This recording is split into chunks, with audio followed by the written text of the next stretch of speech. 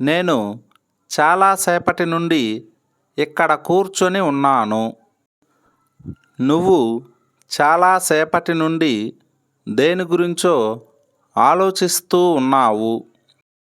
వారు చాలాసేపటి నుండి టీవీ చూస్తూ ఉన్నారు. ఇలాంటి వాక్యాలను ఇంగ్లీష్లో ఎలా చెప్పాలో ఇప్పుడు చూద్దాం. దీనికి గాను మనం ఫర్ అ లాంగ్ టైమ్ను ఉపయోగిస్తాం. ఫర్ అ లాంగ్ టైమ్ అంటే చాలాసేపటి నుండి. సెంటెన్స్ స్ట్రక్చర్ ఏమంటే సబ్జెక్ట్ ప్లస్ హ్యావ్ లేదా has plus been plus V1 plus ING plus object plus for a long time.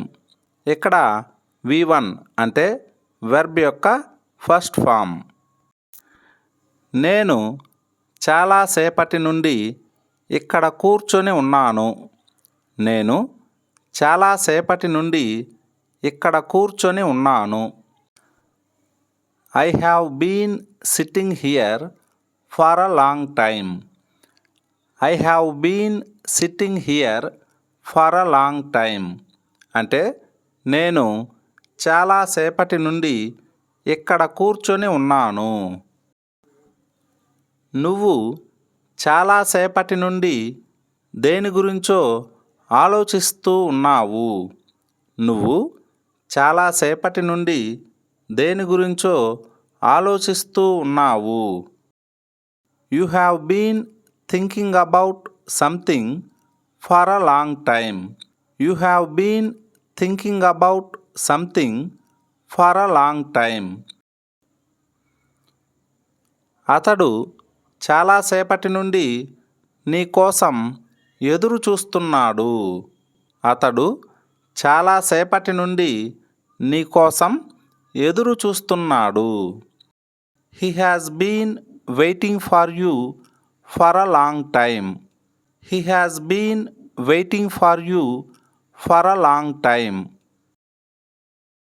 ఆమె చాలాసేపటి నుండి దేని గురించో వెతుకుతూ ఉంది.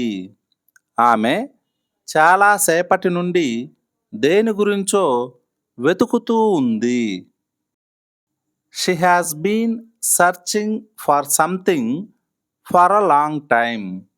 She has been searching for something for a long time. వారు చాలాసేపటి నుండి టీవీ చూస్తూ ఉన్నారు. వారు చాలాసేపటి నుండి టీవీ చూస్తూ ఉన్నారు. They have been watching TV for a long time. They have been watching TV for a long time. వారు చాలాసేపటి నుండి క్రికెట్ ఆడుతూ ఉన్నారు. వారు చాలాసేపటి నుండి క్రికెట్ ఆడుతూ ఉన్నారు. దీన్ని ఇంగ్లీష్లో ఎలా చెప్పాలో కామెంట్ సెక్షన్లో కామెంట్ చేయండి. Thanks for watching. ఈ వీడియో మీకు నచ్చినట్లయితే ఛానల్ను సబ్స్క్రైబ్ చేసుకోండి.